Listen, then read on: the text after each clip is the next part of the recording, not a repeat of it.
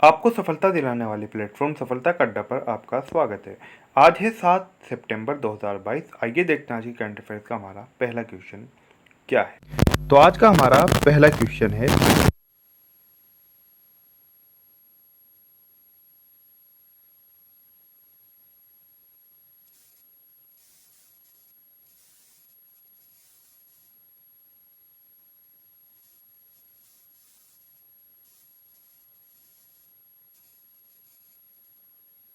Research organisation यानी कि इसके बारे में थोड़ा सा जानते हैं, क्योंकि परीक्षा के लिहाज से बहुत ज़्यादा ज़रूरी है। पहले भी इससे परीक्षाओं के अंदर सवाल पूछे जाते रहे हैं और आगे भी संभावना है। इंडियन स्पेस रिसर्च ऑर्गेनाइजेशन ये इसकी फुल फॉर्म होगी, जो कि पहले भी पूछी जा चुकी है। इसकी स्थापना की बात करें तो 15 अगस्त 1969 को इसकी स्थापना हुई थी। और इसका अगर बात करें कि मुख्यालय कहाँ पर है यानी कि हेडक्वार्टर कहाँ पर है इसरो का, तो वो है बेंगलुरु में। डॉक्टर एस सोमनाथ हैं इसके चेयरमैन यानी कि अध्यक्ष हैं। कौन? Doctor S Somnath. आपसे परीक्षा के अंदर ऐसे भी क्वेश्चन पूछा जा सकता है कि इसरो के चेयरमैन, इसरो के अध्यक्ष कौन है, तो डॉक्टर सोमनाथ। मुख्यालय पूछा जाए तो बेंगलुरु और स्थापना पूछी जाए तो 15 अगस्त 1969। अगर यहाँ पर इसी प्रश्न के अंदर बात करें दो अन्य विकल्पों के बारे में, नासा और डीआरडीओ, ये भी बहुत ज़्यादा महत्वपूर्ण है। और अगर इनकी बात करें ये जितने इंपॉर्टेंट है, ये भी पहले परीक्षाओं के अंदर आपका कोई भी एग्जाम हो, कंपटीशन का कोई भी एग्जाम हो, आप स्टेट लेखपाल का दे रहे हो या एसएससी का दे रहे हो या फिर पीसीएस का दे रहे हो, एग्जाम कोई भी एग्जाम दे रहे हो, मैंने पहले ही कह दिया, ग्रुप डी हो, रेलवे हो, कोई भी एग्जाम हो, इनसे क्वेश्चन बनते रहे हैं पहले भी और आगे भी संभावना है। क्या जाने कहाँ पर कब कैसे पूछ ले जाए, कहाँ पर इनसे संबंधित क्या क्वेश्चन पूछ ले जाए। तो बात करते हैं अब नासा के बारे में। नासा भी हमारे विकल्प में मौजूद है। नासा का पूरा नाम है national aeronautics and space administration. क्या? National aeronautics and space administration, ये इसका पूरा नाम है। इसकी स्थापना हुई थी 29 जुलाई 1958 में। कब? 29 जुलाई 1958 में। इसका मुख्यालय वॉशिंगटन डीसी में है। किसका? नासा का। बात अगर आप सिर्फ डीआरडीओ करें, क्योंकि डीआरडीओ भी विकल्प में है, तो डीआरडीओ का पूरा नाम होगा defence research and development organisation. क्या? Defence research and development organisation. इसकी स्थापना 1958 में हुई थी। इसका मुख्यालय नई दिल्ली में यानी कि हेडक्वार्टर न्यू दिल्ली में है। और चेयरमैन इसके डॉक्टर समीर वी कामत। कौन है? Doctor Sameer V Kamath. ये क्या है? चेयरमैन है डीआरडीओ के।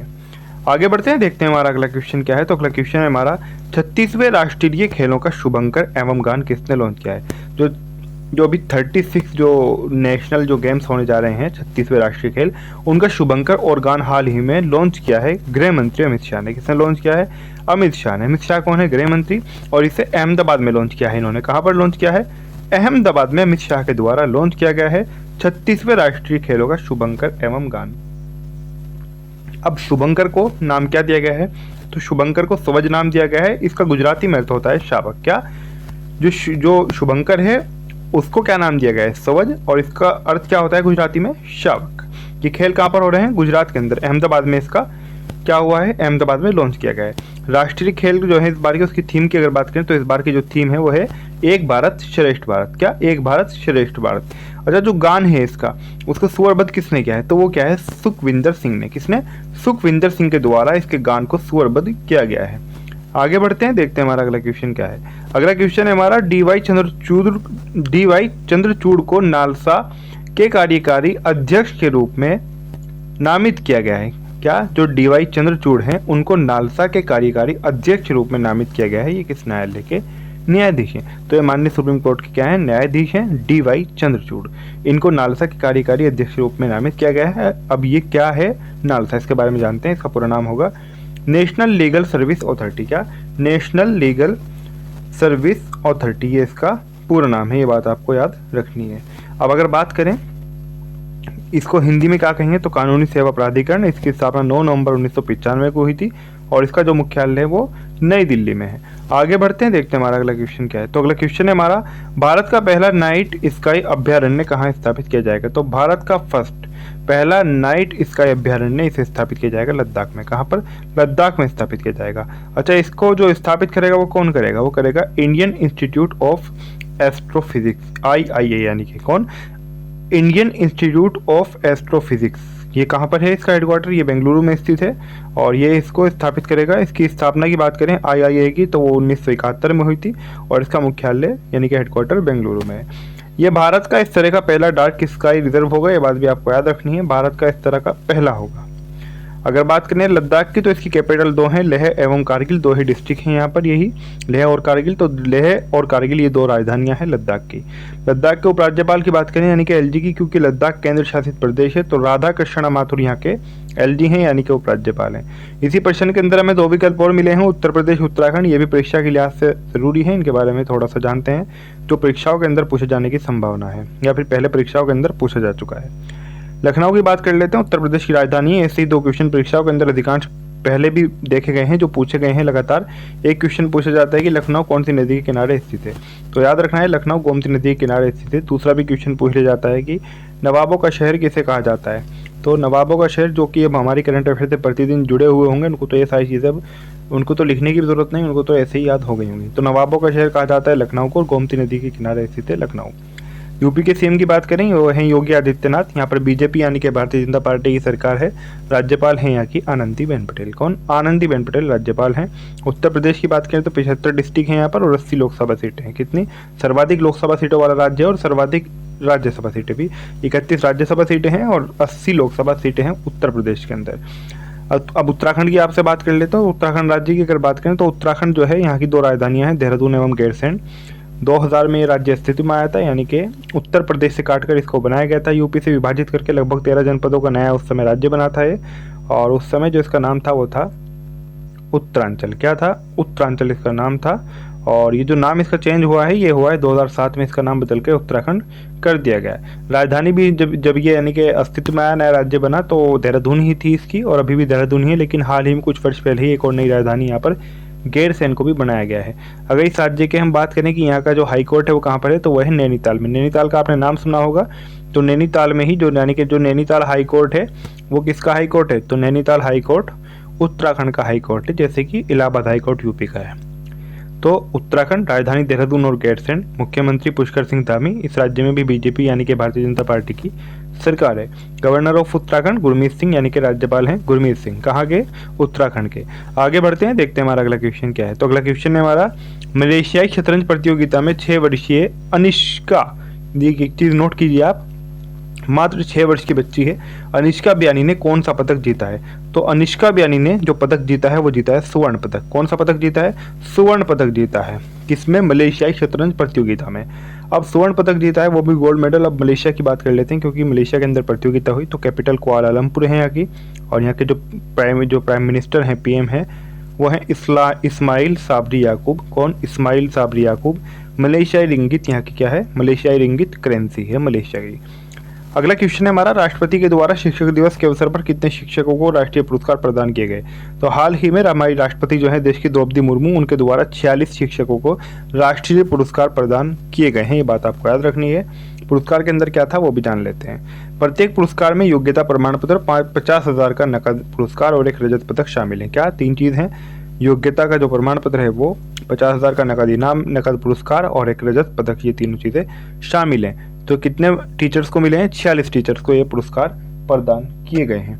आगे बढ़ते हैं, देखते हैं हमारा अगला क्वेश्चन क्या है। अगला क्वेश्चन है हमारा, तमिलनाडु मर्केंटाइल बैंक के सीईओ कौन बने हैं? तो तमिलनाडु मर्केंटाइल बैंक जो है, इसके सीईओ बने हैं कृष्ण शंकर सुब्रमण्यम। कौन?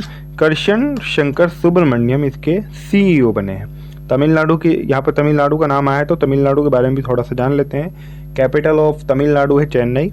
मुख्यमंत्री हैं एम.के. स्टालिन और राज्यपाल हैं आर.एन. रवि। कौन? आर.एन. रवि राज्यपाल हैं, एम.के. स्टालिन मुख्यमंत्री हैं। अगला क्वेश्चन है हमारा, अपने ग्राहकों के लिए किस बैंक ने नई एसएमएस बैंकिंग सुविधा शुरू की है? तो जो उसके अपने ग्राहक हैं उनके लिए नई एसएमएस बैंकिंग सुविधा शुरू की है एचडीएफसी ने। किसने? एचडीएफसी बैंक जो है उसने नई एसएमएस बैंकिंग सुविधा शुरू की है। किसने?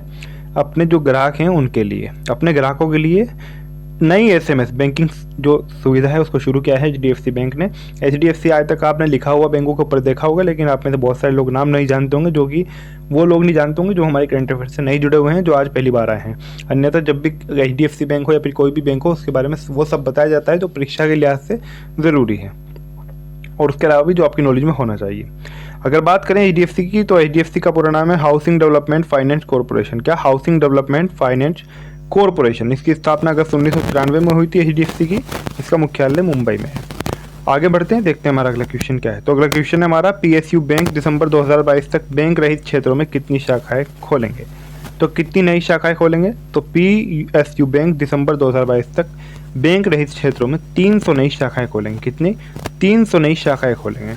आगे बढ़ते हैं, देखते हैं हमारा अगला क्वेश्चन क्या है। तो अगला क्वेश्चन है हमारा, गैसटेक मिलान 2022 में भाग लेने के लिए प्रतिनिधिमंडल का नेतृत्व किसने किया है? क्या गैसटेक मिलान 2022 में भाग लेने के लिए प्रतिनिधिमंडल का नेतृत्व किया है? हरदीप सिंह पुरी ने। किसने? हरदीप सिंह पुरी ने। ये हरदीप सिंह पुरी कौन है? ये हमारे केंद्रीय मंत्री हैं। इनके अगर विभाग की बात करें तो पेट्रोलियम और प्राकृतिक गैस का इनके पास विभाग है, यानी कि मंत्रालय है। तो पेट्रोलियम और प्राकृतिक गैस मंत्री हैं हरदीप सिंह पुरी। कौन? हरदीप सिंह पुरी। अगला क्वेश्चन है हमारा, भारतीय सेना प्रमुख जनरल मनोज पांडे फिलहाल किस देश की 4 दिवसीय दौरे पर हैं? यानी कि 4 दिन के लिए किस देश की यात्रा पर गए हैं? हमारे जो सेना प्रमुख हैं जनरल मनोज पांडे फिलहाल 4 दिवसीय यात्रा पर हैं नेपाल की। किसकी? नेपाल की। नेपाल की बात करें तो कैपिटल काठमांडू है और यहाँ के शेर बहादुर देउबा कौन है? प्राइम मिनिस्टर हैं, यानी कि PM है। विद्या देवी भंडारी यहाँ की क्या है? राष्ट्रपति हैं, यानी कि प्रेसिडेंट हैं। करेंसी की बात करें तो वह है यहाँ का नेपाली रुपया। नेपाल हमारा पड़ोसी देश भी है और उत्तर प्रदेश और बिहार से काफ़ी लंबी सीमा भी साझा करता है। इसी प्रश्न के अंदर 2 विकल्प और हैं, दोनों ही हमारे पड़ोसी देश है, पाकिस्तान और बांग्लादेश। इनके बारे में भी जान लेते हैं। बांग्लादेश की बात करें तो यहाँ की जो कैपिटल है वो है ढाका। शेख हसीना है यहाँ की कौन? Prime minister. ढाका यहाँ की राजधानी है। अब्दुल हामिद जो है वो राष्ट्रपति हैं और टका यहाँ की करेंसी है। क्या है? टका जो है वो करेंसी है। कहाँ की? बांग्लादेश की।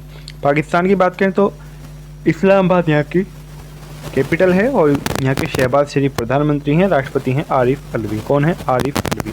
पाकिस्तानी रुपया यहाँ पाकिस्तान की करेंसी है। क्या है? पाकिस्तानी रुपया। अगला क्वेश्चन है हमारा, 2027 तक जर्मनी एवं 2029 तक जापान को पीछे छोड़कर भारत किसकी रिसर्च के अनुसार दुनिया की सबसे बड़ी तीसरी अर्थव्यवस्था बन जाएगा? क्या? दुनिया की तीसरी सबसे बड़ी अर्थव्यवस्था बन जाएगा भारत, लेकिन किसकी रिसर्च के अनुसार? और कब तक? 2027 तक जर्मनी को पीछे छोड़ेंगे हम, 2029 तक हम यानी कि इंडियंस जापान को पीछे छोड़ेंगे। तो भारत किसकी रिसर्च के अनुसार? तो भारत SBI यानी कि स्टेट बैंक ऑफ इंडिया, इनके भारतीय स्टेट बैंक की रिसर्च के अनुसार दुनिया की सबसे बड़ी तीसरी अर्थव्यवस्था बन जाएगा। भारतीय स्टेट बैंक की बात करें तो इसकी स्थापना 1 जुलाई 1955 को हुई थी और इसका मुख्यालय यानी कि SBI का हेडक्वार्टर कहाँ पर है? मुंबई में है। आज की जो हमारी करंट अफेयर्स है वह पूरी होती है। आपको अगर आपने अभी तक हमारे चैनल सफलता का अड्डा सब्सक्राइब नहीं किया तो सब्सक्राइब जरूर कर लें। सब्सक्राइब करने से क्या फ़ायदा होगा? जो भी हमारी नई क्लास आएगी, जो भी नई वीडियो आएगी, उसकी सूचना, उसका नोटिफिकेशन सबसे पहले आप तक पहुंचेगा। क्लास अच्छी लगी तो लाइक ज़रूर कर दें। जो अन्य फ्रेंड आपके मित्र तैयारी कर रहे हैं उनके साथ में क्लास आप शेयर ज़रूर करेंगे, यह हमें आपसे उम्मीद नहीं, आपके ऊपर यकीन है। और कमेंट करके ज़रूर बताएँ कि आपको क्लास